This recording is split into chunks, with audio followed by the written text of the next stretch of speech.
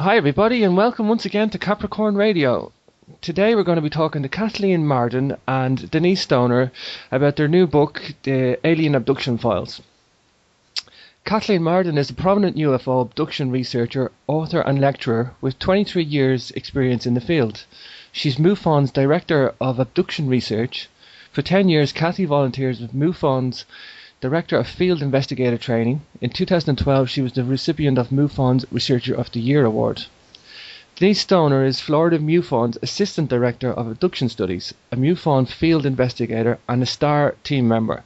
She heads a Florida research group that is a part of the UFO Research of North America, established in 2009, and directed Butch Witowski of the UFO Research Center of Pennsylvania.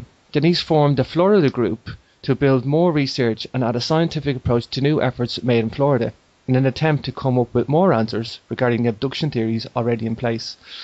For the past 10 years, Denise has hosted private abductee meetings with attendees to come to share their experiences. Her involvement in the UFO field spans more than 21 years. So without further ado, let's bring on our guest for today. Hi Denise, hi Kathleen, welcome to Capricorn Hello. Radio. Thank you. Hello. Good to be with you. Okay, Kathleen, I suppose I'll start with you first. If you could just, I suppose from your own perspective, tell us about your education and what you bring to the table in terms of MUFON research. And I guess what I'm hinting at is the background in psychology and hypnotherapy. But if you could just build a picture for the listeners of your background, Kathleen. Okay, I'd be happy to. Well, I graduated from the University of New Hampshire and studied sociology and psychology there. My degree was actually in social work. After that, I did graduate work in education and worked for many years as an educator and education services coordinator until I retired from that job fairly early, actually, because I had 5 children at home and too much on my plate. So, but in order to continue stimulating myself intellectually, I decided that I would research and investigate my aunt and uncle Betty and Barney Hill's UFO abduction. And you may be familiar with that name. They were the first abductees whose story stirred worldwide interest. It occurred in 1961.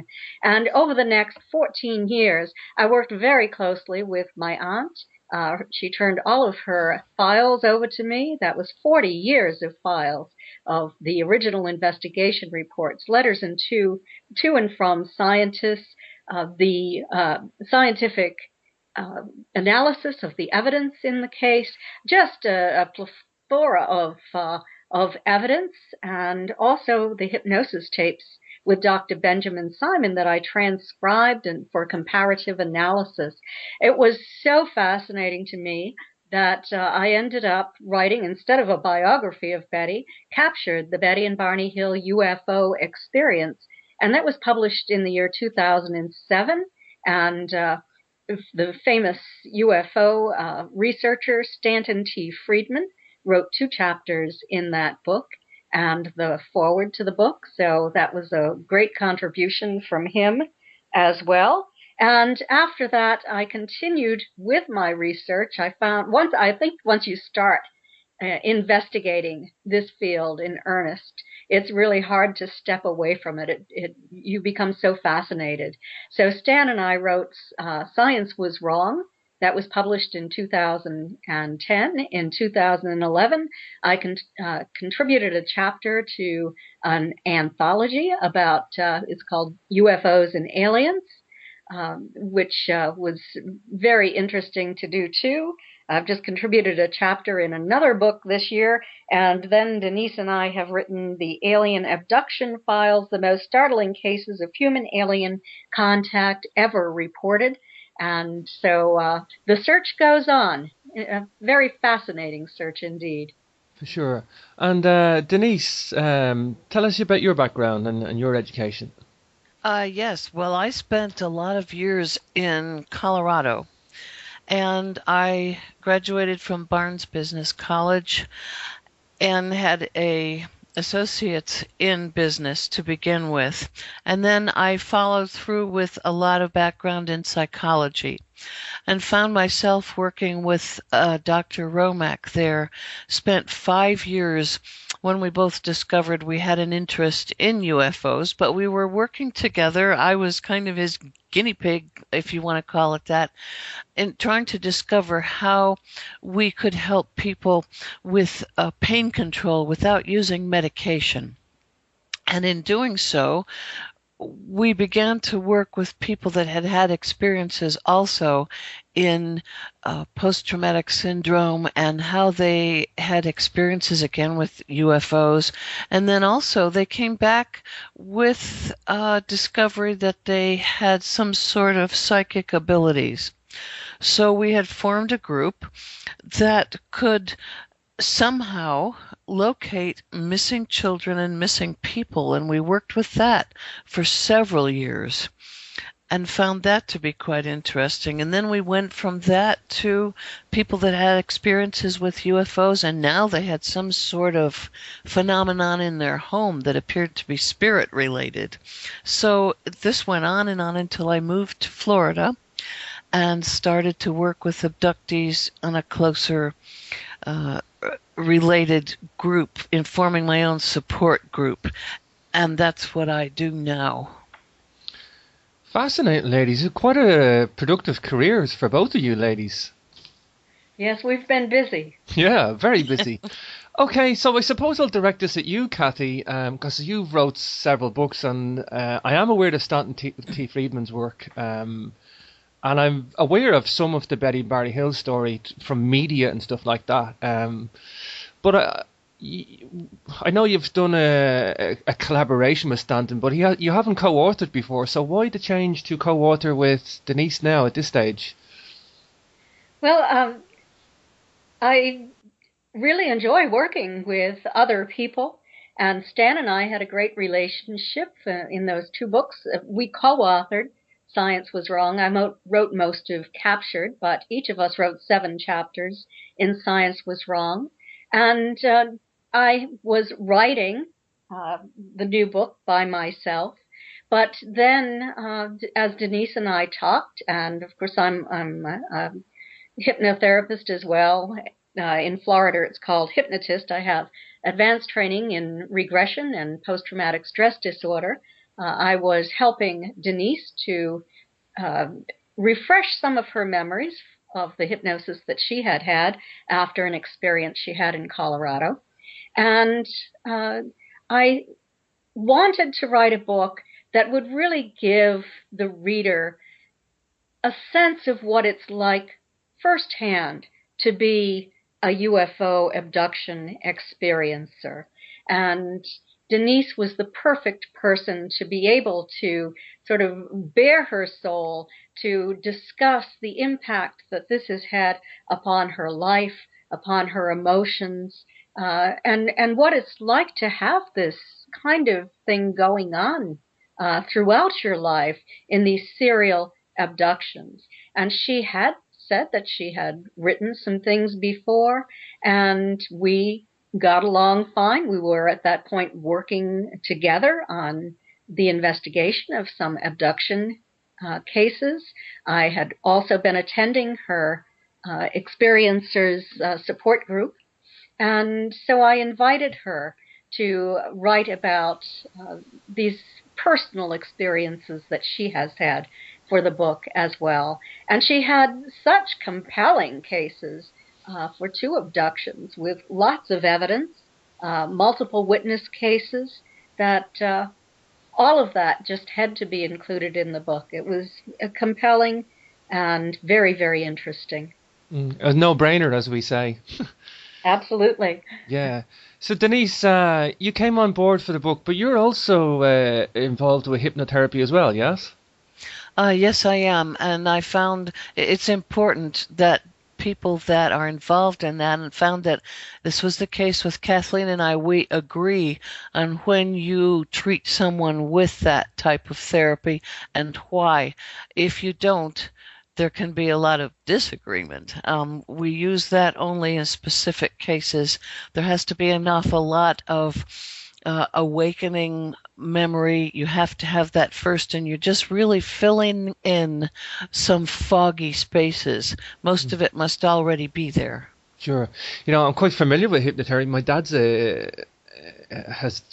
he's a hypnosis healer, if you want to call it that. He studied hypnotherapy with one of the leading hypnotists in Ireland, and he had just going off topic a little bit here, but he had gone and he had hypnotized people. They would put a cross. Now, he's not religious in any way, but he used the cross as a mechanism to induce the hypnosis. But people with asthma, when they would feel asthma attacks, they would press the cross to their skin and he would hypnotize them. And, he had quite a good success rate. So I understand the power of hypnotherapy and what you can achieve with it, not just in terms of healing, but in finding out information. And one thing I wasn't aware in the book, I suppose this one's for you, Kathy, is the forensic hypnosis technique, which is quite clever and astute, and it's quite a powerful way to extract information without leading the witness, as they say. Yes, absolutely. Hypnosis has been criticized because of the possibility that people might confabulate false information under hypnosis based upon something that they've read or heard or seen on television, for example. But when you use the forensic hypnosis technique, it is what is used by law enforcement officers in order to obtain information. It used to be permitted in a court of law in the United States, but they've even cracked down on that at this time. But it is a technique used to obtain information without leading the witness at all. And that is very, very important in attempting to retrieve true and real information. Sure. I suppose then, Denise, when you come forward, it took you a while to come forward, and did you feel there was going to be an impact on you personally for what you were going to reveal in the alien abduction files, that it might have in your personal life about coming out, as they say? And I did. I'm still waiting for the criticism, actually. And for some critique and some negativity, but I was prepared and I'm ready because I feel protected in a way. I've retired several years. It's not going to stop me from speaking. It's not going to stop me from staying in the forefront. I'm just prepared for whatever comes up. Sure. I suppose we're in changing times, Denise, at the moment. More so in the last 5 to 10 years. Do you think the public's aware of cases like this now more so, and they're ready to soak it up? They're ready to be less skeptical, more open-minded? Do you feel that? I think maybe that's what's coming. I haven't had so many people say, oh yeah, this was all a dream, this was your imagination. And I think also because we have so much evidence, we had people waiting on the other side for us to arrive. I was not sleeping. There was no sleep paralysis. I was in the car with someone else. It was daylight. There was so much there that they'd have to prove all that wrong before they could add the criticism to the facts. Sure. I think that's what I liked about your case so much, does that there is what they call is like the myths that there's the bedroom experience, the sleep paralysis, and that people would just love to explain it all away. But yours was a very unique case in that you had seen lights, there was missing time, there was the odometer on the car had obviously not problems in the readings as well, and there's so many. There was obviously other people waiting for you to arrive at the end of your journey, and it's just a very unique case, and I'm glad you came forward first and foremost, because it's these unique cases that make us wake up to other ones, because sometimes I think the public view needs this watertight case, whereas you say, there's so much evidence involved, and yours is dispelled a lot of the other myths, I suppose.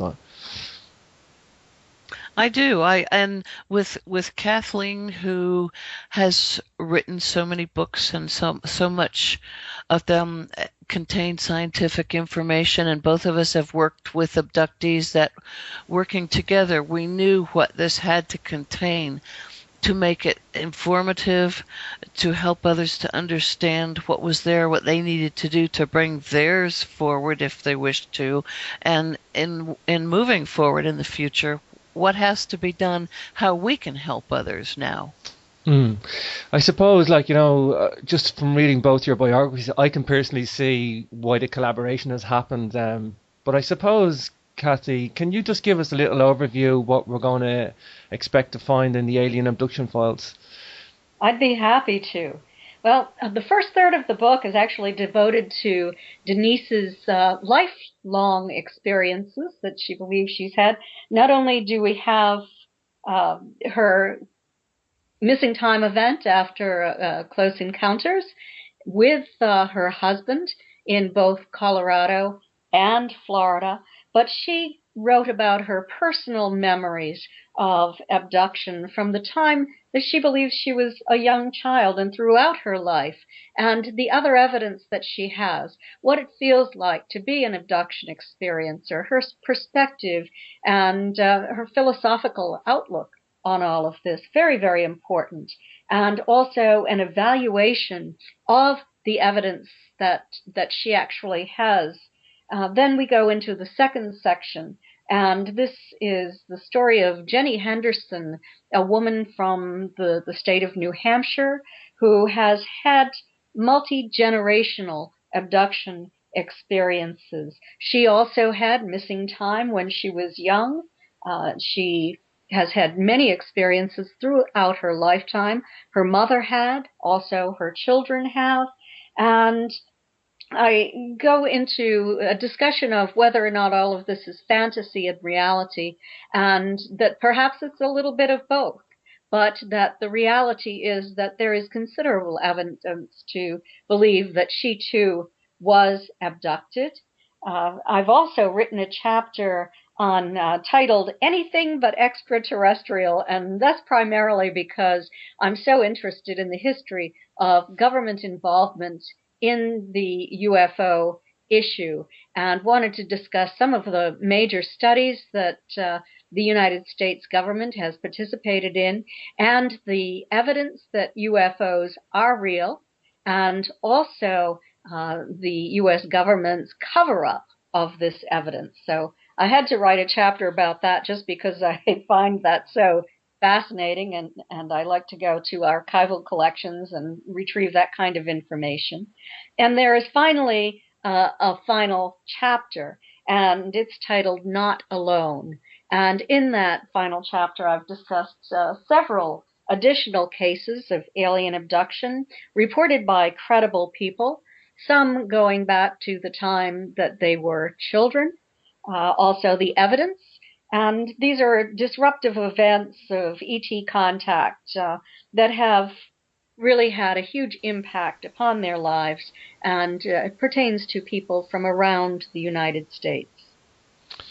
Fascinating. I found the book a lovely read, and the narrative reads very well. It's very well documented, and it doesn't lead you off the garden path, as we say over here. There's nothing fanciful in it. It's getting to the truth, to the evidence, trying to document the story really well, in an accurate way, where you're not trying to lead the reader one way or the other. And there is books out there do that. But this is quite different, this book, and I found it quite a joy to read. I'm more a factual person, I must say.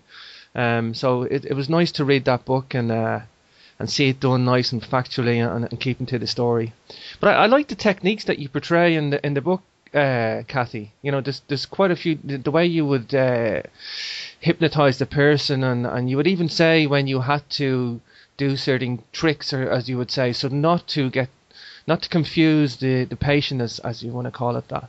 I suppose the thing is, when you're investigating a case, Kathy, how long does it take? Because if you're going to do some hypnotic regression sessions, you'd have to space them out, I'm guessing, over a period of time, and you'd have to compile evidence and then talk to witnesses. So it must be quite a lengthy process. It is a very lengthy process for me.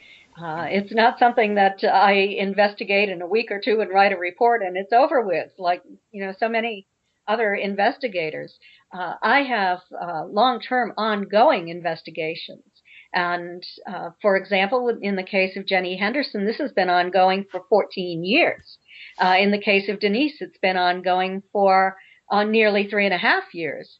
So it's not something that is determined overnight. It's very slow, and in fact, with Denise, it is ongoing as well. She has recently had another experience that occurred in February, and we're now working on collecting as much physical evidence as we can to document in this case. I think that's what I was trying to portray, is like you get a behind the scenes viewpoint of how both of you would conduct business and how you would go and investigate a case.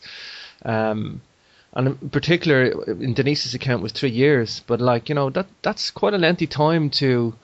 So I'm guessing MUFON's got its own districts all across America. Is there how many MUFON agencies would there be? Yes, there is a national organization, and then each state in the United States has its own separate organization that's connected to the national organization. It also has chapters in Canada and also around the world. This is an international organization of hardworking men and women who we're all volunteers, and we devote our free time. Many people hold full-time jobs doing other things, but they devote their free time to the investigation of this very huge mystery in order to find the answers and to educate the public. I suppose this question's for you, then, Denise. Do you have lengthy conversations with your husband about this, the missing time incidents, and what's happened, or do you try to forget about it and you address it in personal manners each? I know you've probably had more of an incident than your husband, like. Well, he's a quieter individual, more contemplative, and the two of us, yeah, yeah, and he's not one to have lengthy conversations. It took him a lot of years to even be willing to work with Kathleen, someone like Kathleen, and he allowed her to hypnotize him to a certain degree, to reach a point where he was actually in some sort of domed, we don't know if it was a craft or exactly what it was. He's not been willing to take a look to see if he actually saw entities, and maybe sometime in the future he would be willing to do that. But he and I don't compare facts, and that would probably distract or fog what has happened. It's even better not to do that, because that way we get each of our stories separately, and then Kathleen could compare what has happened without saying, oh no, they got together and they said this and this, and then everything would be identical. It's best not to do that. So we really don't. I suppose then, tell me, Denise, how intense was it when you didn't have full recall, but you just realised that it was dark and you were far away from where you were, and basically you kind of realised there was a missing time? How intense was that situation then at the time for you guys? That was pretty intense. We knew that our daughter was asleep in the back seat. We knew she was okay. Our little dog was sitting in the front seat, sound asleep also. But I felt a horrendous fear because I knew my memory had been affected. And I also could see fear in my husband. He knew something had happened, and he is one that he cannot stand to lose control of a situation. So he was afraid. And we were sitting in the pitch dark. It should have been light. He likes to have things in order all the time. So he looked at the trip meter that he had set. Something was very wrong there. And he said, let's pull over for a minute, see if we can gather our wits. It's just all wrong here. And then he realized that my parents and a friend were waiting for us, so we had to move on there and not pay too much attention till we got where we were going, which was just a few miles down the road. And so when we arrived, we were still very much afraid, very confused, disoriented. We didn't know what had happened behind us in that valley, and there's nothing there, literally nothing In that valley, there was no traffic that night. There's maybe one small ranch house and two small towns on opposite sides of the valley. But where we were, nothing, open, high desert. That's all there was. Sure. That is kind of why I was asking because, from a male point of view, I would do the same thing when I get into the car. I go on a journey, and it's especially if it's a journey that I have done regularly, because I sometimes go an hour and a half, a similar type of length of journey. I'll put the speedometer on. That's a male thing to do. You'll count your miles out, and if you had to take a detour or something, like you know where you're at, and you know how long your journey's going to take. So it's a male thing to do that, especially on regular journeys. So when there's missing miles on the odometer, the male, I can see the male getting intense over that, and I'm trying to work the dynamics out there, what happened in the intensity, and if it would only had been one person, Denise, that you could easily blow it off as your own imagination. But when there's two people, that's two perspectives, and I think that's the feeling I got, that only adds to the intensity, I guess. Oh, it did. It did, and we're looking at each other. What the heck just happened here? And then when we began to move on to our campsite and saw that the odometer was working again, was working fine. What happened in between, and we had no memory of it. Of course, having your daughter in the back and not knowing where yous were at, then what happened to her for the time? And was she okay? And obviously she is okay. But I mean, the fear that you weren't in control for a while, that something happened and you weren't in control, especially when you had your daughter to look after and the dog. That's right. And then also, she had to take medication at a certain time, and it was all right. But she woke up knowing we were getting close. She looked around, she saw that it was dark, and she said, "What's going on? I should have taken my medicine." And she's well in control of that. And she wanted to know what we had done that took us so long. Yeah, that's fascinating, totally fascinating. Kathy, I suppose I'll address this one to you. Tell me about the Marden Stoner commonalities, because I know you have a document on your website. I haven't looked at the document, but I wanted to ask you about this, the study on commonalities. Yes, Denise and I had decided to collaborate together on this study. Both of us were interested in identifying commonalities among abduction experiences. Of course, other people had mentioned commonalities many, many times before, but we didn't have statistical evidence that would indicate the percentage of experiencers who had a particular commonality.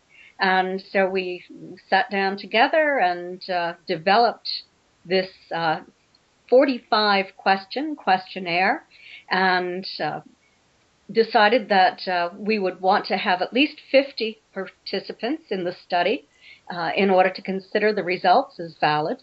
And so we wrote this and we advertised it on my website, and Denise and I both went on radio shows and mentioned it, attempted to attract participants in this.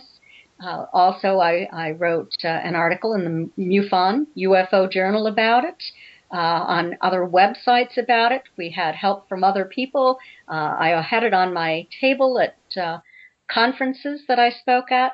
So we were able to attract finally 50 people to participate in this study. We realized that we needed to have a control group of sorts, and we're also able to attract 25 people as the control group to ascertain that the commonalities among abduction experiencers were not commonalities among the general population. So it was a very fascinating study and took more than a year to accomplish, but we found 23 things that abductees have in common. And we have written the statistical analysis of this, so the different percentages. We have some characteristics that have a very high rate among experiencers, such as paranormal activities in individuals' homes. 88% stated that they had had paranormal activity, mostly poltergeist activity, following an experience. Oftentimes, this was not present before the first abduction. And so we found this very fascinating. Also, it seems that experiencers become psychic or more intuitive for a certain length of time after an abduction. So you can go to my website at Kathleen-Marden, MARDEN.com, and read the entire report, or Denise and I would be happy to discuss parts of that with you. Sure. Yeah, yeah, actually, it's funny you just mentioned poltergeist there, because myself and my father share an incident that we wouldn't share, and I guess this is going to be for you, Denise, this question. We wouldn't share this with anybody. We haven't even shared it with our mum. I know she doesn't listen to the show, so I'm okay, I'm safe. But we moved out of the house soon after. I won't go into the details, but it was spooky.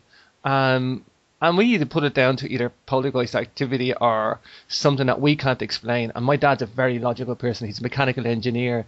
I have a degree in engineering, degree in physics, and 2 masters. Like, I am Mr. Logical. I've built electronics, wind turbines. Like, I do heavy engineering, industrial processing. I'm a systems analyst. That's what I worked most of my career in.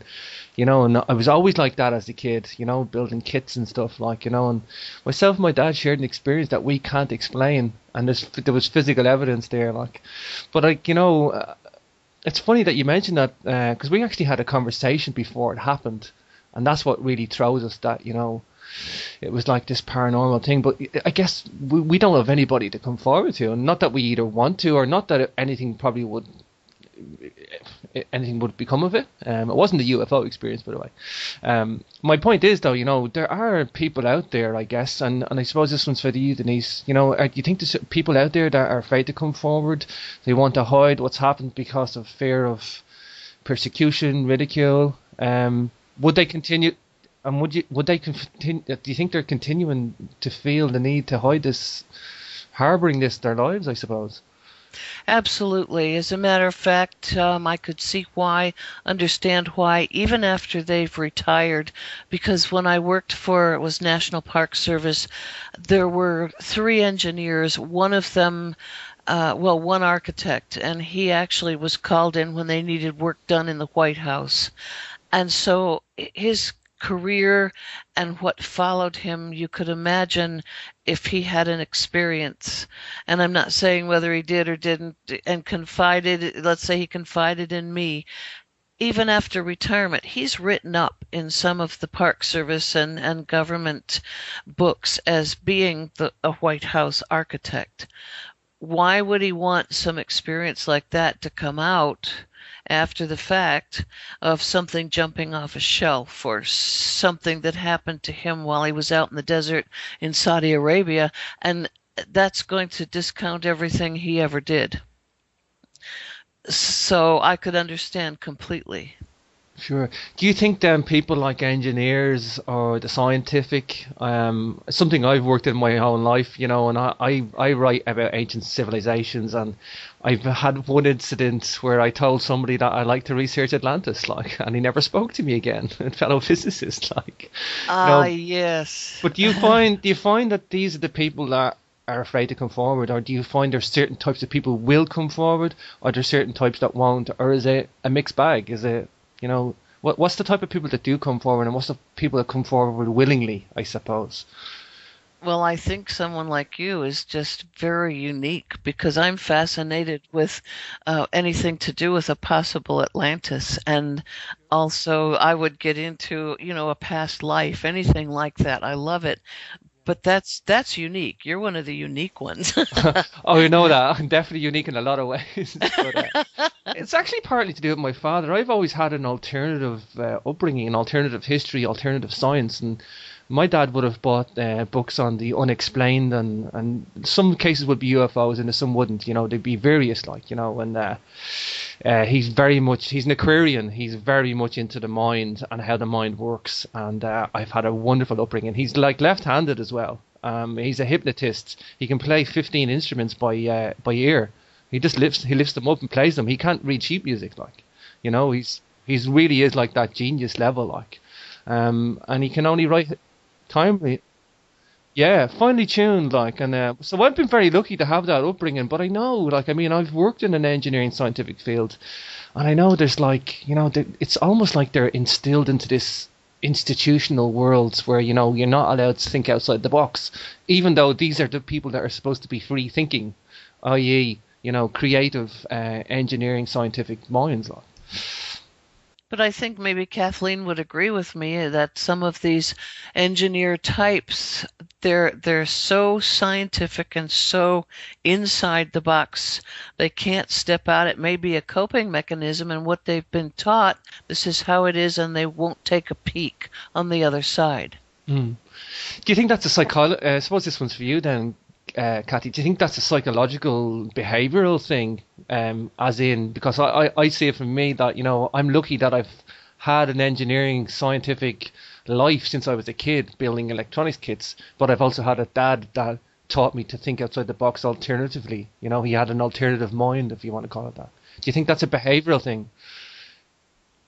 I think that there's definitely pressure, peer pressure, in order not to think outside of the box. And I think that's very unfortunate. But people's careers can be threatened if they start to talk about or write about or research areas that are not acceptable within that particular field.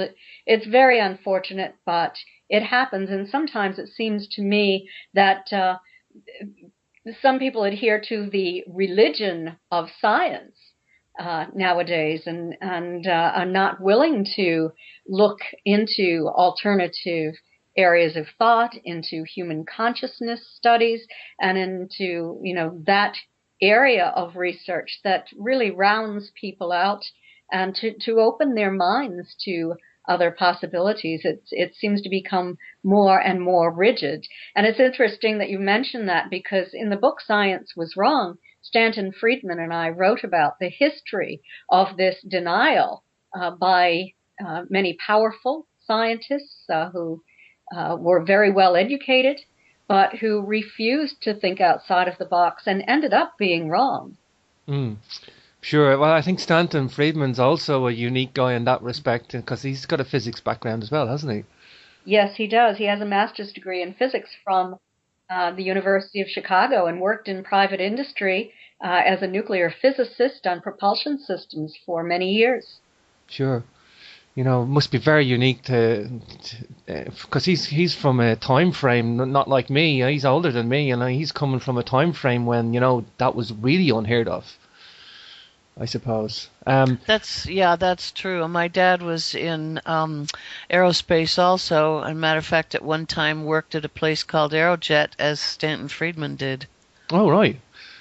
Yeah, it's definitely changing times. I suppose then, in talking about time frames for you, Kathy, do you see any evolution in the accounts of abductions from the time of Betty and Barry Hill? Do you see any in the evidence being provided, or in the types of accounts or the types of stories? Do you see any changes happening? Well, I have to tell you that the level of evidence seems to have changed. Back in the early days, it seems that the individuals who were doing these abductions were a little bit sloppy, you might say, in their modus operandi, and they left quite a lot of evidence, particularly in the Betty and Barney Hill case, which was one of the very first to occur and the first that was publicized. But Betty and Barney had Betty's dress was torn in several locations. There was a pink powder that grew on it that was analyzed in scientific laboratories. Tops of Barney's shoes were so deeply scraped that he had to buy new shoes after this event. Their watches both stopped working. There were shiny spots on the trunk of the vehicle that caused a compass needle to spin and spin. There was a lot of evidence that something had occurred. And it seems that over time, these ETs developed and improved their technique so that it became almost seamless. And so we have physiological evidence today. There might be marks, patterned bruises, puncture wounds, burns on the skin of experiencers. And I wrote a little bit about that in the book.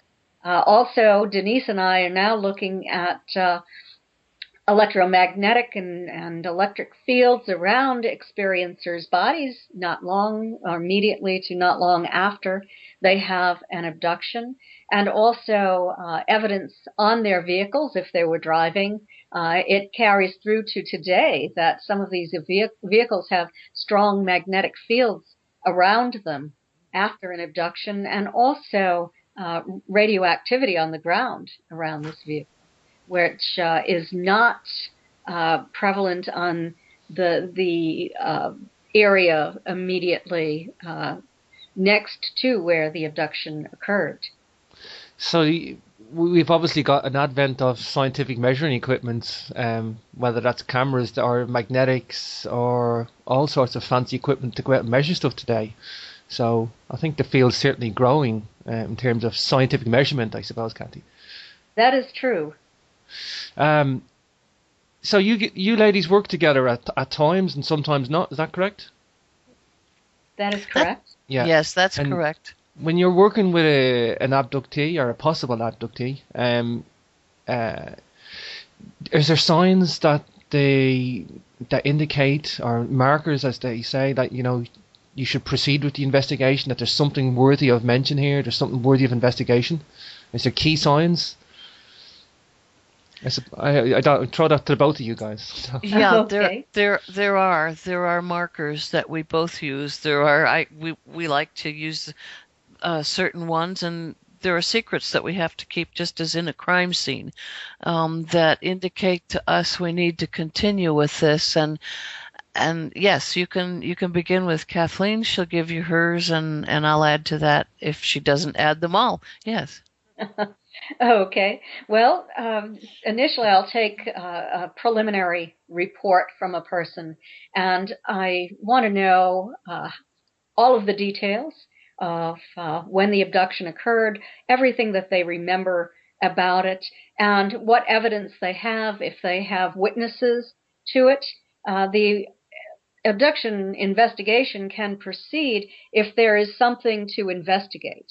If this is just a matter of waking up during the night feeling that something might have occurred, and you found maybe a mark on your skin the next day, just a black and blue mark, and you didn't remember having it the following day, there's really not a lot that I can investigate in that case, but a person can investigate the case themselves. Normally, I'll ask individuals who are having these kinds of experiences to keep a diary, a well-detailed diary of exactly what has occurred, to measure any marks that they find on their bodies, and to draw exactly where they were on a sketch of the human body that I'll provide to them, and also to photograph it and to send me photographs of the evidence on their bodies.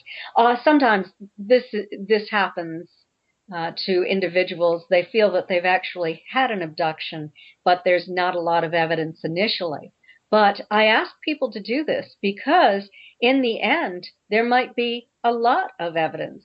We look for fluorescence on individuals' bodies, and sometimes there are patterned fluorescent marks on the bodies that fluoresce under a UV light, and they have to go into a dark room and inspect themselves and take photographs, not using a flash camera, but without a flash, and to send those to us. So it's that sort of thing that we collect when the person is not in an external environment driving down the road, when a person doesn't have witnesses. We'll still ask people to collect evidence on their own, and when and if they're able to collect enough evidence to get back in touch with us from time to time and let us know what they have. And Denise, would you like to add something?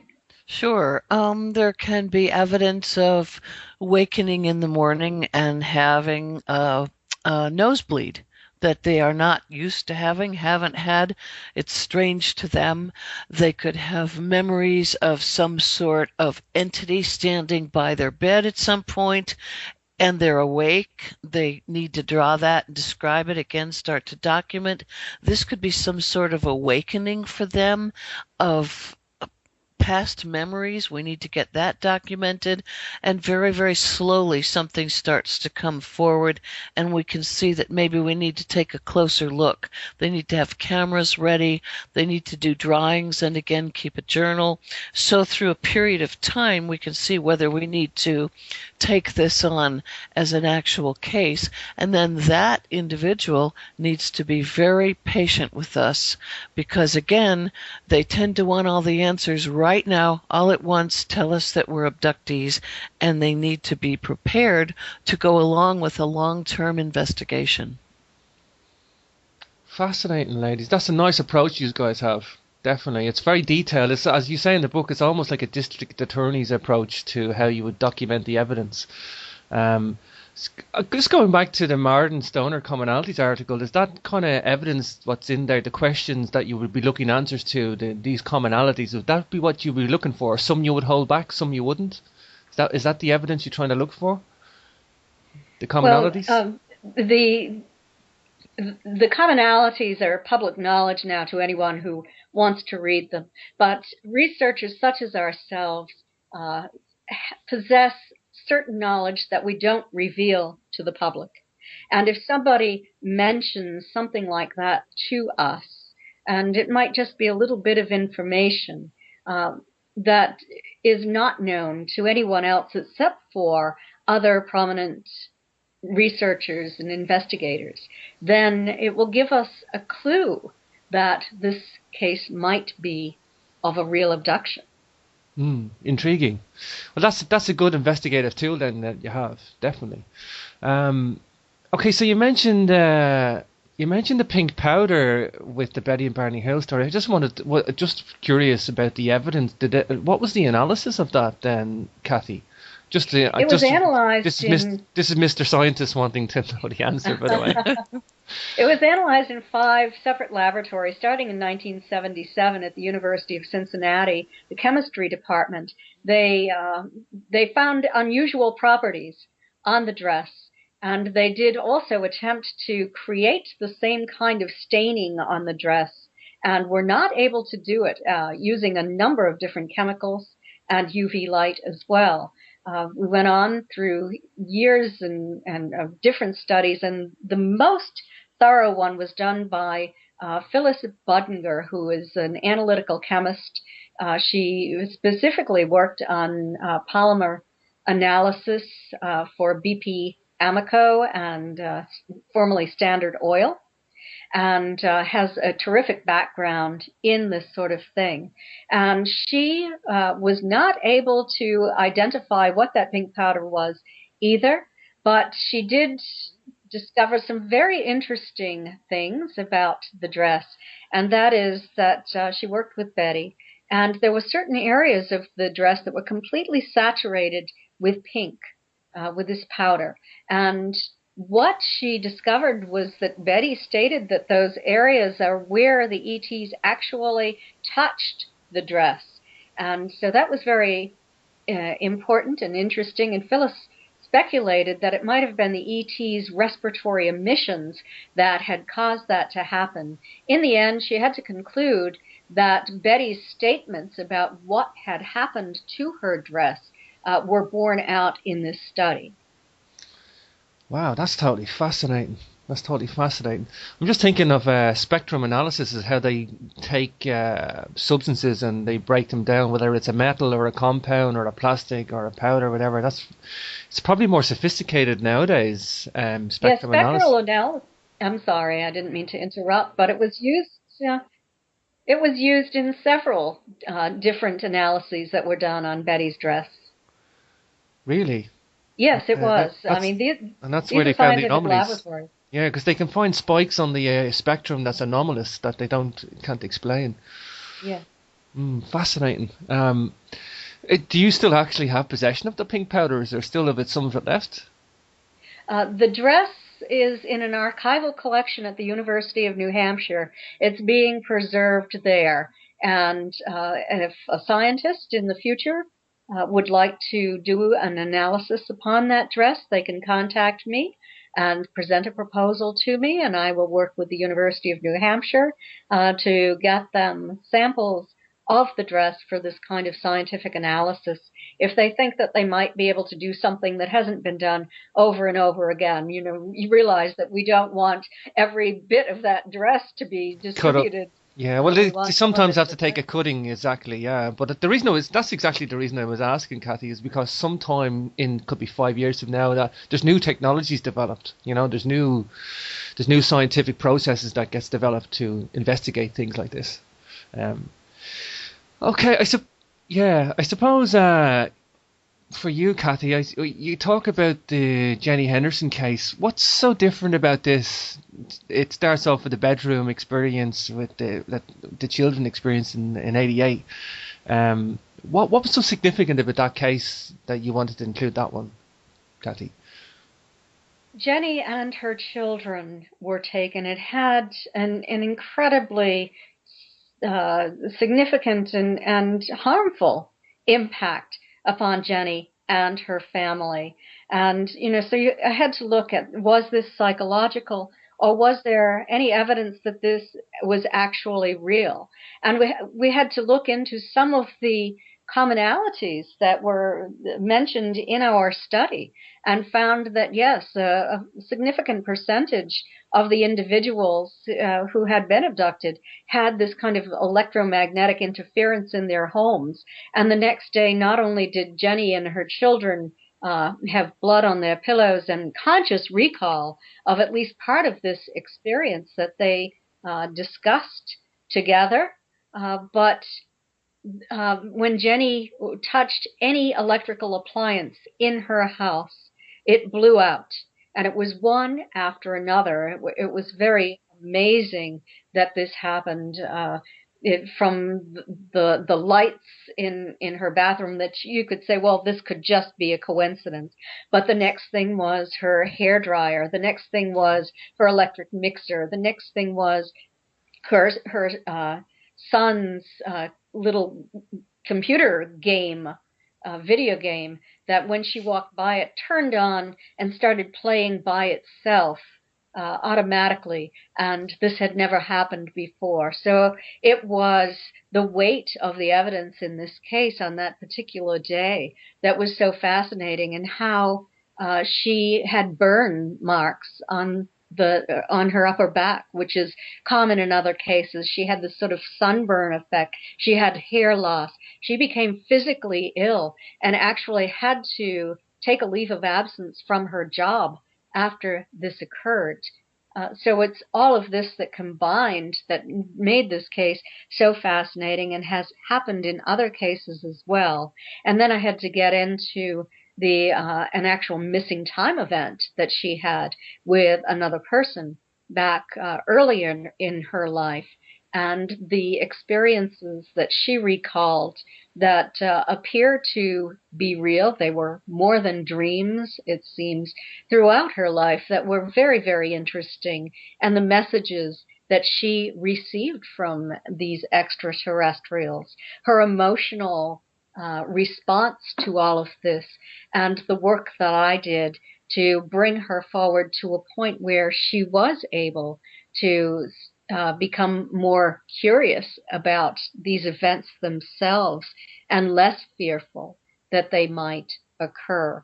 So it is a very long and detailed and important case, and also her psychological profile is included in that, and the reports that she is perfectly normal, whatever normal means, and but she is not suffering from a psychological illness or a personality disorder, that this appears to be real, both objectively and subjectively as well.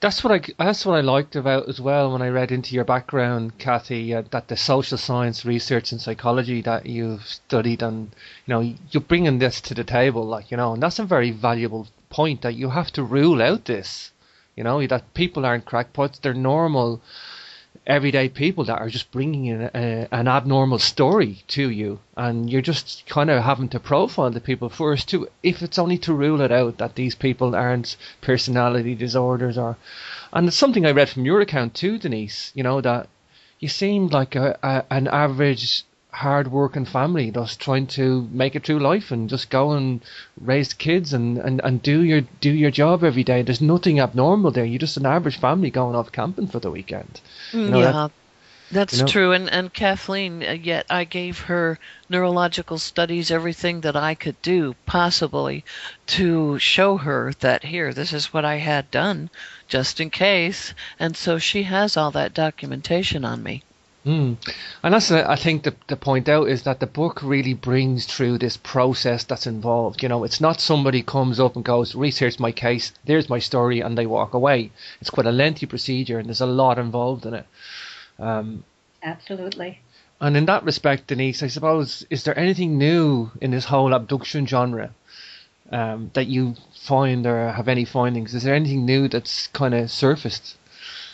Well, we're working on something that we don't have the answers to right at the moment, but again, talking about the electrical effects, something that occurred where my radio in my car quit, and then the mirrors, the electrical portion of my mirrors and the adjustment to those, my telephone, the battery ran down in a matter of seconds. I wear an insulin pump.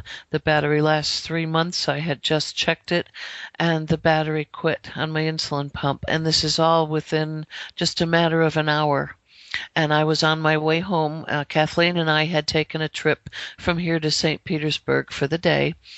And when I came back and I was getting back into my own car to drive the remainder of the trip, this is when I discovered all the rest of the battery power on these items was gone. And I had an experience, we believe, on my way home. We're still trying to put together what happened. Right. Kathy, could you just explain some of that, the commonalities research that you did? Could you give us a little bit of detail about that study? Because that's something I find fascinating, that there is commonalities there that are statistically outside the wider public. Sure, I'd be happy to. We were interested in how many times an individual might have been abducted, how many times they have memories of this, and we discovered that 50% state that they have been taken more than 10 times, and a very high percentage of these people believe that their experiences started when they were under age 20. Actually, 36% indicated that it was under age 5, and this had been happening all of their lives. We also found that 88% stated that their abduction memories were consciously recalled, which is highly significant because when we think about this and the way it's presented often in the media, we think that this is happening when people are asleep. But that's not necessarily the case. They remember at least one or more experiences where they were wide awake when this happened. 67% said that they consciously recalled the observation of an unconventional craft less than 1,000 feet away from them prior to an abduction. And 56% said that they consciously recalled the observation of non-human entities immediately prior to an abduction when they were outside their homes. So they weren't sleeping. They weren't dreaming this. This was highly significant. Just on the sleep paralysis thing, then, just as you mentioned that, I've actually had sleep paralysis, a non-UFO sleep paralysis event happened to me on several occasions when I was younger. And I know what sleep paralysis is. I actually woke up, there was nothing paranormal about it. It was actually fearful. I understand that that's often portrayed. I was fearful because I thought there was something medically wrong with me, that I was paralyzed. Obviously, you would feel fearful. But I don't get that, why it's often purported that, UFOs are... There's no logic in that UFO incidents are just sleep paralysis events. It seems like debunking, if you want to call it that, yeah? Yes, it is absolutely something that's presented by the debunkers. And, it's a possibility if you have hypnagogic hallucinations or hypnopompic hallucinations in conjunction with this, where a person is actually in a dream state and it's being carried through into their moments before they fully awake, and then think that this might have occurred, but I think that there has to be a lot of imagination involved in this as well, and it doesn't seem to occur in most of these cases. In fact, 76% said that they weren't alone when they were taken.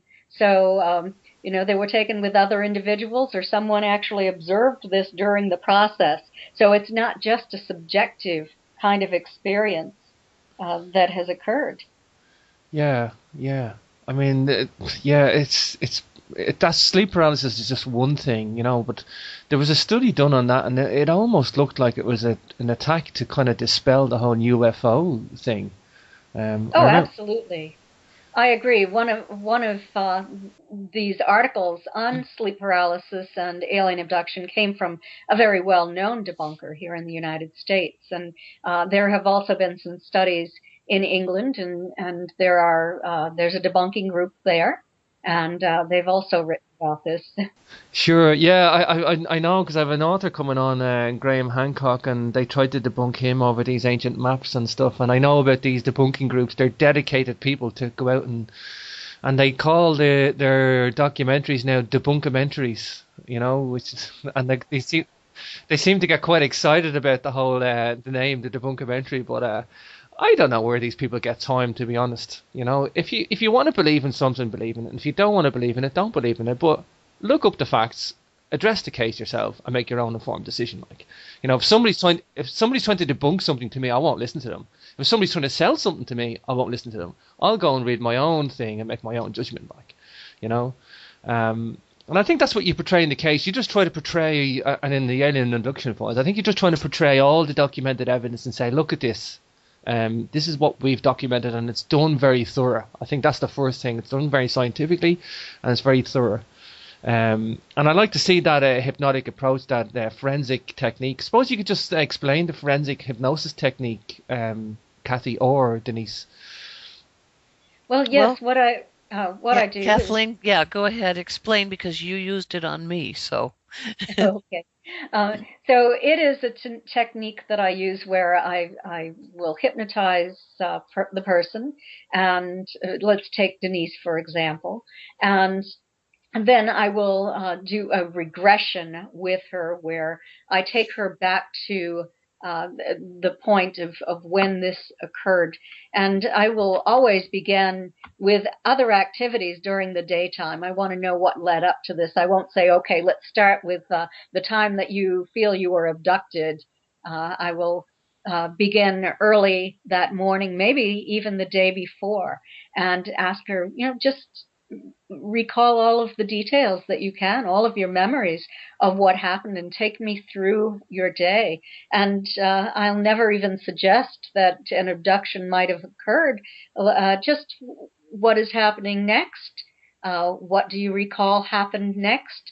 And so it's just to enhance the memory and focus upon one event after another, and these mundane events, and then they will lead up to what you see. And I'll pretend I know absolutely no information, even though there's conscious recall there, and I'm aware of that information. I tend to be very skeptical in all of this, and so okay, well, what happened next? What do you see? What do you think it might have been? Can you explain it in prosaic terms? That kind of thing. And never ever never lead anyone to any kind of descriptive detail. For example, if Denise is saying, gee, I find myself I'm standing in this hallway, and I'm seeing these figures that are lined up against the hallway, and I'm not sure what's going on here. I'll just say, well, just explain to me what you see. I'm not going to say, oh, gee, are those the little soldier ETs that you're looking at? Like somebody might. Or can you explain to me how these little men up against the wall are dressed, or something like that? Just can you look around and just tell me everything that you remember observing, and tell me only what you remember, only what is true. Don't read anything into it. Don't speculate. don't tell me what you think is happening, only what you know is happening. Mm. I like the the example you give in the book of the successful police case where they upturned evidence with the forensic hypnotic technique. So that's what sold it for me when, because I wasn't aware of that, and that's nice to see that, it's nice to see the procedure again. Um, so Denise, when you had your memory enhanced, can you share us some of the thoughts or what you've about the entities? Did you feel fearful of them? Were they friendly, not friendly, ambiguous, or? Well, very emotionless. And I think yes. Well, at first I thought cold because there was just absolutely nothing, and I felt like I was a specimen being observed to begin with. And they were so close to me, so very close, within a foot to a couple of feet, and a specimen on a table, that I was very, very fearful. So I didn't want to stay there. I wanted to go to the safety zone that Kathleen had prepared for me, and it took me a while to go back and ask to repeat the process. And I was wanting to know what happened, and I wanted to follow through. So I did go back, and we began again, and able to describe these entities and to be able to actually draw one, or attempt to, while I was under hypnosis. And one of them, and only one of them, had any kind of emotion at all, if you wanted to call it that, in a tip of the head that I felt was more of a questioning, almost like they were asking themselves a question, but I don't know what that question was. I believe possibly they were questioning my emotions. Right. Okay, so Denise, you've had missing time and you've had to, like say, zero recall until the hypnotic regression or the memory enhancement. But in the case of Betty and Barney Hill, they had full recall. Is that right, Kathy? It was pretty similar for Denise and for Betty and Barney Hill. Betty and Barney recalled uh, observing non-humans on board the craft. Barney had observed this, the close encounter with a UFO that was hovering only 100 feet above them. They had a conscious recall of observing a fiery orb in the road. They were not moving, but it was moving. They remembered encountering a roadblock. They didn't know where or when it occurred. They realized they had missing time. They had physical evidence, but they didn't remember the abduction itself. They didn't recall what happened on the craft. And this is very similar to Denise. She had conscious recall of observing this craft. She had conscious recall of the car leaving the road as these two lights came down toward it. And she can explain this to you, her husband's reaction. And then suddenly, hours had passed. They were 40 miles away from their original location. It hadn't registered on their odometer, and they had no prosaic explanation for what had occurred. Very similar cases, I guess, then, the Betty and Barney Hill with yourself, Denise. Would you feel that? Yes, I would. Yes. And I knew something had happened. I felt it. You just feel it inside, or you wouldn't be so afraid, because beyond the lost memory, there's something else there, and you know that someone else had control. Sure. Does any of you ladies then hypothesize or wonder why the lost memory is there? Is it because you were aboard the craft that was moving with its own propulsion and therefore missing time was a byproduct, or is it something that they subjected to you so that you wouldn't remember the experience?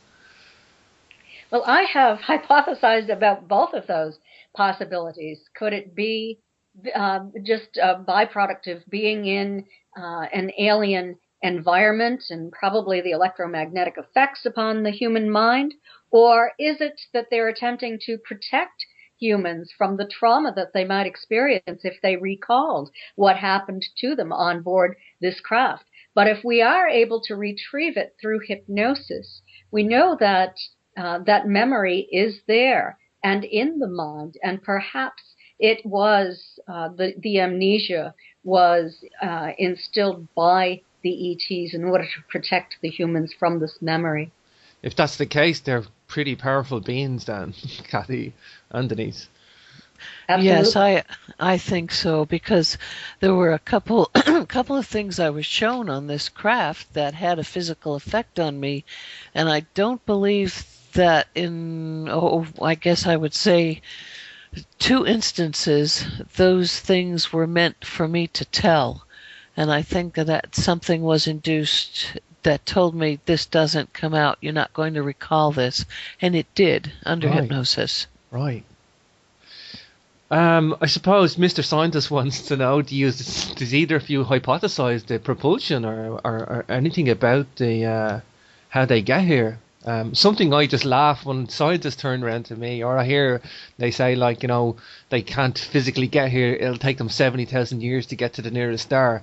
I think, well, you got to start thinking outside the box because they probably don't use the same method as we would use. Like, but but do you Absolutely. hypothesize of methods or? Well, I think that we first of all we have to realize and accept the idea that they are hundreds, if not thousands, of years advance of us scientifically. That their paradigms are different than ours, and that they have discovered a way to uh, do this time travel. There are certainly theoretical physicists who are looking into this and have speculated about all of this. One that I talked to believes that they are probably traveling at the speed of thought, and that they have been able to perfect this over many, many years. They're not using the kind of technology that we use today. And we know it would be extremely difficult, if not impossible, to travel uh, the number of light years, say even to the closest planet in another star system at this time in a lifetime. But apparently they are getting here, and so there has to be a way, and that's left to theoretical physicists as far as I am concerned. I speculate about that a little bit, but my background is in sociology and psychology. I have taken one physics course, but I certainly don't have the knowledge that they do. Sure. Yeah, it's something I think about. The missing time is probably a if they're able to move mass and time at the same time. It's not just they're going at a speed. They're moving mass and time because, as you say, you increase your mass the faster you go approach the speed of light. So, they're able to manipulate mass and time together. Like, and that would explain why time stands still on the ship and they're and it's moving on the ground. Like, it would explain the missing time phenomena certainly. Like, it's an indication of some sort of other propulsion. um, I suppose I really want to ask you then, Kathy, about the star map, because Mr. Physicist with astronomy background just thinks that is the most awe-inspiring piece of evidence to date, and it's the landmark case of Betty and Barney Hill, 1961. But the star map, can you explain that? I know you've done something with Stanton Friedman on that, and I'm very intrigued to read that book now. So if you could just elaborate a bit on that for me, Yes, Kathy. I'd be happy to. Stanton Friedman wrote the two chapters on the star map in our book, Captured: The Betty and Barney Hill UFO Experience. And he was the physicist who was called in to find other scientists who would vet Marjorie Fish's work. Marjorie Fish was a brilliant woman from Ohio, and she had seen Betty's star map in The Interrupted Journey. This is the first book that was written about the case back in 1966. She thought that if this place really existed in our galaxy, that she would be able to find it. And in fact, she thought she would probably find many matches. In the end, she found only one. And it wasn't until a new astronomical catalog was released, that we had actually discovered the distance data on three of the stars in Betty's map, and then she had a match. But in the beginning, she talked to Betty. She had to go to Ohio State University and sit in the college and copy all of the distance data. Back then, we didn't have computers, we didn't have photocopying machines. She did all of this work very laboriously over a long period of time. She ended up constructing 27 of these three-dimensional models of our local galactic neighborhood out 55 light years in every direction. She used monofilament line and beads of different sizes and colors. She did the math to know where to put every single bead in its proper location in our local galactic neighborhood. In one of her models, she had 253 stars in their proper location. And in That's the awesome. end, That's awesome in itself, Kathy. Yes, it is. It's an incredible amount of work she put into this. In the end, in 1972, she found the match, and Stanton Friedman found the scientists. One of them was Dr. Alan Hynek, who had worked for Project Blue Book and was an astronomer who came to believe that UFOs actually were real after he had helped the United States government to debunk them for a while. He found that Marjorie's work was accurate. There was Dr. David Saunders, who also did, and Dr. Walter Mitchell from Ohio State University, who did a computer analysis of this and found that Marjorie's work was accurate. And the very important information about this is that all of the stars on Betty's map were sun-like stars, even though only 5% of the stars in the local galactic neighborhood were sun-like. All of these sun-like stars were on Betty's map. So that was very, very important. And the chance of this happening just by chance, at a very conservative estimate, was 1 in 10,000 to perhaps 1 in a million. I would say closer to 1 in a million, definitely. Yeah, so I've done number crunching for astronomy with a computer, and it's tough with a computer, never mind what that lady did. So that's very appealing to me that I guess this is for the two of you then, because the story about the star map, it's another line of evidence, and it's another line of evidence that's, you know, academic. It can be researched, it can be proved, like, you know, and this is what I loved about it. But it's got parallels with the Dogon. Are you familiar with the Dogon culture in West Africa? And their knowledge of the Sirius system? I've read a little bit about the Dogon tribe, yes, but I'm not familiar enough to discuss it in any detail. Sure. Well, just basically they have knowledge of the triple star system, Sirius, which is very close to us. It's the fifth closest star. But again, they discovered Sirius C, the third star, before it was proven with a telescope in '92.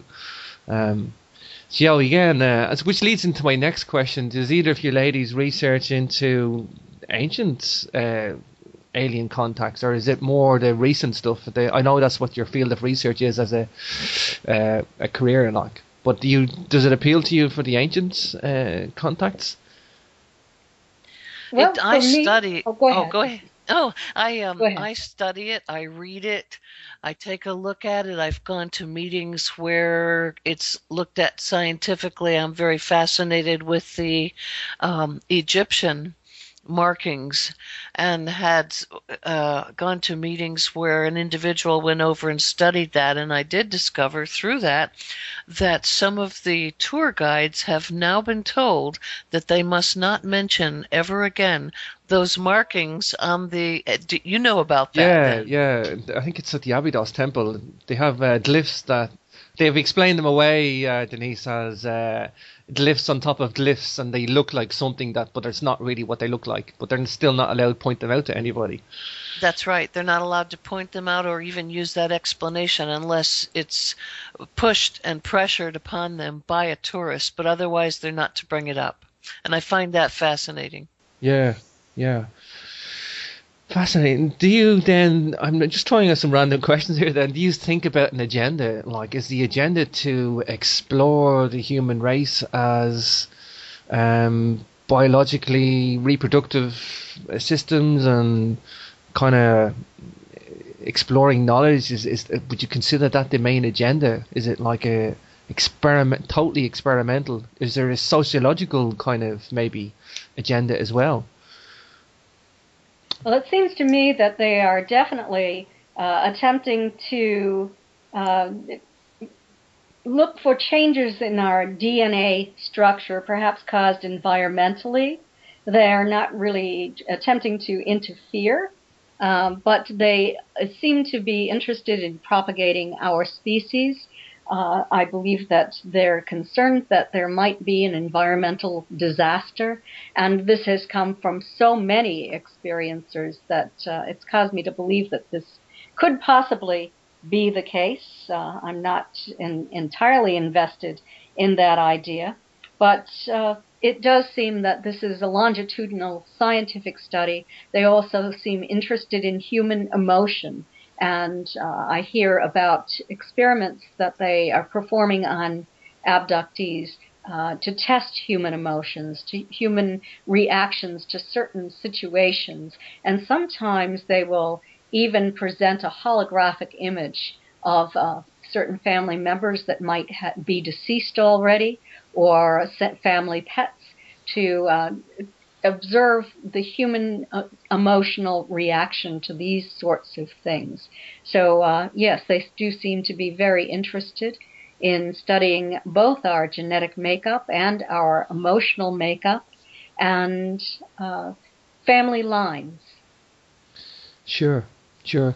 Okay, Denise and Kathleen, we're coming to the end of the show. I suppose I just want to say one thing. In the book, Kathy, you mentioned that Betty and Barney Hill had a breach of confidentiality, which is what broke the story originally, and I didn't know that. And I suppose my fault would lie in that I rely on too much sometimes on media and TV to learn a story, whereas books would tell you, the core data, all the detail there. So, did anything ever happen about the breach of confidentiality? Well, Betty and Barney and the rest of the family were very, very upset about this. Uh, a Boston newspaper reporter got a hold of the story through gossip from someone who knew about the case, and it blew it wide open. Betty and Barney held very important positions. Betty was a social worker for the state of New Hampshire. Barney worked for the post office. They both worried they'd lose their jobs. But Barney and Betty were also very invested in the civil rights movement in the United States. Barney served on the NAACP's board as uh, the legal redress officer and also on the regional board. He had been appointed by the governor of the state of New Hampshire to serve on the U.S. Civil Rights Commission State Advisory Committee. So you can see that he held some important positions in the state. To have the story be told about them was really devastating, and it did have an impact upon their lives. It changed their lives forever. Sure, and it's something I'm going to actually pick up a copy of and read, because it's totally fascinating, because it's details like that I think is important to the story. That these guys didn't exactly want to come forward and tell their story in the first place. They were subjected into this. Yes, they were highly credible individuals. Sure, exactly, and this is the key thing. So in that respect, let us know where we can get your books, Denise and Kathy, and your websites as well. Okay, well, my website is Kathleen with a K, Leen hyphen Marden, MARDEN.com. You can purchase any of my books there, autographed copies, read a number of articles that I've posted. Or you can also go to Amazon.com or BarnesandNoble.com, or actually pick it up in bookstores anywhere, or they can order it for you if they don't have it in the store. And I'll let Denise give you her information.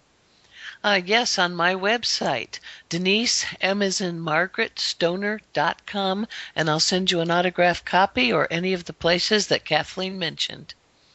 That's fantastic. And of course, I'm going to have both your biographies with clickable links to your websites on the CapricornRadio.com homepage, and the book review when I write it today. So I just want to say you've also got a few events coming up. If you want to mention them, please plug them in now. Okay, well, in July I will be speaking in Roswell, New Mexico, the spot of the famous Roswell UFO crash in 1947, and looking forward to that. Then also in July I'll be doing a training session on how to conduct an abduction investigation at MUFON's International Symposium in Las Vegas. In September, I'll be speaking at an event for UFO abduction experiencers and the public. It's called Experiencers Speak. People from anywhere come to talk about their own abduction experiences. Also in October, there's another one in Massachusetts, and in November in Pennsylvania. It's all on my website, so you can go there to get all of the detailed information. Excellent. Well, it's been a pleasure having you, Kathleen, and it's a pleasure having you, Denise. It's been very enlightening, the show. So it's been a pleasure having you on. Come back anytime and give me updates if you like. It was our pleasure to be with you. Thank you. Well, we'll wrap it up there, ladies, and I hope to speak to you in the not too distant future. Thank you. Us too. She had in Colorado, and I wanted to write a book that would really give the reader a sense of what it's like firsthand to be a UFO abduction experiencer. And Denise was the perfect person to be able to sort of bare her soul to discuss the impact that this has had upon her life, upon her emotions, and what it's like to have this kind of thing going on throughout your life in these serial abductions. And she had said that she had written some things before, and we got along fine. We were at that point working together on the investigation of some abduction cases. I had also been attending her experiencers support group, and so I invited her to write about these personal experiences that she has had for the book as well. And she had such compelling cases for 2 abductions with lots of evidence, multiple witness cases, that all of that just had to be included in the book. It was compelling and very, very interesting. A no-brainer, as we say. Absolutely. Yeah. So Denise, you came on board for the book, but you're also involved with hypnotherapy as well, yes? Yes, I am. And I found it's important that people that are involved in that, and found that this was the case with Kathleen and I, we agree on when you treat someone with that type of therapy and why. If you don't, there can be a lot of disagreement. We use that only in specific cases. There has to be an awful lot of awakening memory. You have to have that first, and you're just really filling in some foggy spaces. Most of it must already be there. Sure. You know, I'm quite familiar with hypnotherapy. My dad's he's a hypnosis healer, if you want to call it that. He studied hypnotherapy with one of the leading hypnotists in Ireland, and he had just going off topic a little bit here, but he had gone and he had hypnotized people. They would put a cross. Now, he's not religious in any way, but he used the cross as a mechanism to induce the hypnosis. But people with asthma, when they would feel asthma attacks, they would press the cross to their skin and he would hypnotize them. And, you know, he had quite a good success rate. So I understand the power of hypnotherapy and what you can achieve with it, not just in terms of healing, but in finding out information. And one thing I wasn't aware in the book, I suppose this one's for you, Kathy, is the forensic hypnosis technique, which is quite clever and astute, and it's quite a powerful way to extract information without leading the witness, as they say. Yes, absolutely. Hypnosis has been criticized because of the possibility that people might confabulate false information under hypnosis based upon something that they've read or heard or seen on television, for example. But when you use the forensic hypnosis technique, it is what is used by law enforcement officers in order to obtain information. It used to be permitted in a court of law in the United States, but they've even cracked down on that at this time. But it is a technique used to obtain information without leading the witness at all. And that is very, very important in attempting to retrieve true and real information. Sure. I suppose then, Denise, when you come forward, it took you a while to come forward, and did you feel there was going to be an impact on you personally for, what you were going to reveal in the alien abduction files, that it might have in your personal life about coming out, as they say? And I did. I'm still waiting for the criticism, actually. And for some critique and some negativity, but I was prepared and I'm ready because I feel protected in a way. I've retired several years. It's not going to stop me from speaking. It's not going to stop me from staying in the forefront. I'm just prepared for whatever comes up. sure, I suppose we're in changing times, Denise, at the moment. More so in the last 5 to 10 years. Do you think the 14 years. I worked very closely with my aunt. She turned all of her files over to me. That was 40 years of files of the original investigation reports, letters to and from scientists, the scientific analysis of the evidence in the case, just a plethora of evidence, and also the hypnosis tapes with Dr. Benjamin Simon that I transcribed and for comparative analysis. It was so fascinating to me that I ended up writing, instead of a biography of Betty, Captured: The Betty and Barney Hill UFO Experience. And that was published in the year 2007. And the famous UFO researcher Stanton T. Friedman wrote 2 chapters in that book and the foreword to the book. So that was a great contribution from him as well. And after that, I continued with my research. I found once you start investigating this field in earnest, it's really hard to step away from it. You become so fascinated. So Stan and I wrote Science Was Wrong. That was published in 2010. In 2011, I contributed a chapter to an anthology about, it's called UFOs and Aliens, which was very interesting to do too. I've just contributed a chapter in another book this year, and then Denise and I have written the Alien Abduction Files, the most startling cases of human-alien contact ever reported. And so the search goes on. A very fascinating search indeed. For sure. And Denise, tell us about your background and your education. Yes. Well, I spent a lot of years in Colorado, and I graduated from Barnes Business College and had a associates in business to begin with. And then I followed through with a lot of background in psychology and found myself working with Dr. Romack there. Spent 5 years when we both discovered we had an interest in UFOs, but we were working together. I was kind of his guinea pig, if you want to call it that, in trying to discover how we could help people with pain control without using medication.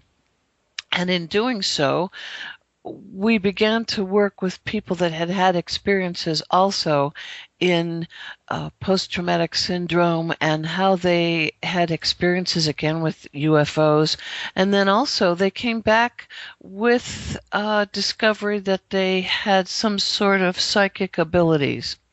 So we had formed a group that could somehow locate missing children and missing people, and we worked with that for several years and found that to be quite interesting. And then we went from that to people that had experiences with UFOs, and now they had some sort of phenomenon in their home that appeared to be spirit related.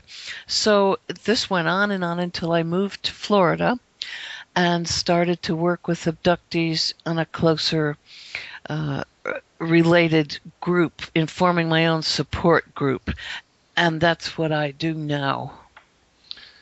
Fascinating, ladies. Quite a productive careers for both of you ladies. Yes, we've been busy. Yeah, very busy. Okay, so I suppose I'll direct this at you, Kathy, because you've wrote several books, and I am aware of Stanton T. Friedman's work, and I'm aware of some of the Betty Barry Hill story from media and stuff like that. But I know you've done a collaboration with Stanton, but you haven't co-authored before, so why the change to co-author with Denise now at this stage? Well, I really enjoy working with other people, and Stan and I had a great relationship in those two books. We co-authored Science Was Wrong. I wrote most of Captured, but each of us wrote 7 chapters in Science Was Wrong. And I was writing the new book by myself. But then, as Denise and I talked, and of course I'm a hypnotherapist as well. In Florida, it's called hypnotist. I have advanced training in regression and post-traumatic stress disorder. I was helping Denise to uh, refresh some of her memories of the hypnosis that she had had after an experience. Hi, everybody, and welcome once again to Capricorn Radio. Today we're going to be talking to Kathleen Marden and Denise Stoner about their new book, The Alien Abduction Files. Kathleen Marden is a prominent UFO abduction researcher, author and lecturer with 23 years experience in the field. She's MUFON's Director of Abduction Research. For 10 years, Kathy volunteers with MUFON's Director of Field Investigator Training. In 2012, she was the recipient of MUFON's Researcher of the Year Award. Denise Stoner is Florida MUFON's Assistant Director of Abduction Studies, a MUFON Field Investigator and a STAR team member. She heads a Florida research group that is a part of the UFO Research of North America, established in 2009, and directed Butch Witowski of the UFO Research Center of Pennsylvania. Denise formed the Florida Group to build more research and add a scientific approach to new efforts made in Florida, in an attempt to come up with more answers regarding the abduction theories already in place. For the past 10 years, Denise has hosted private abductee meetings with attendees to come to share their experiences. Her involvement in the UFO field spans more than 21 years. So without further ado, let's bring on our guest for today. Hi Denise, hi Kathleen, welcome to Capricorn Hello. Radio. Thank you. Hello. Good to be with you. Okay, Kathleen, I suppose I'll start with you first. If you could just, I suppose from your own perspective, tell us about your education and what you bring to the table in terms of MUFON research. And I guess what I'm hinting at is the background in psychology and hypnotherapy, but if you could just build a picture for the listeners of your background, Kathleen. Okay, I'd be happy to. Well, I graduated from the University of New Hampshire and studied sociology and psychology there. My degree was actually in social work. After that, I did graduate work in education and worked for many years as an educator and education services coordinator until I retired from that job fairly early, actually, because I had 5 children at home and too much on my plate. So, but in order to continue stimulating myself intellectually, I decided that I would research and investigate my aunt and Uncle Betty and Barney Hill's UFO abduction. And you may be familiar with that name. They were the first abductees whose story stirred worldwide interest. It occurred in 1961. And over the next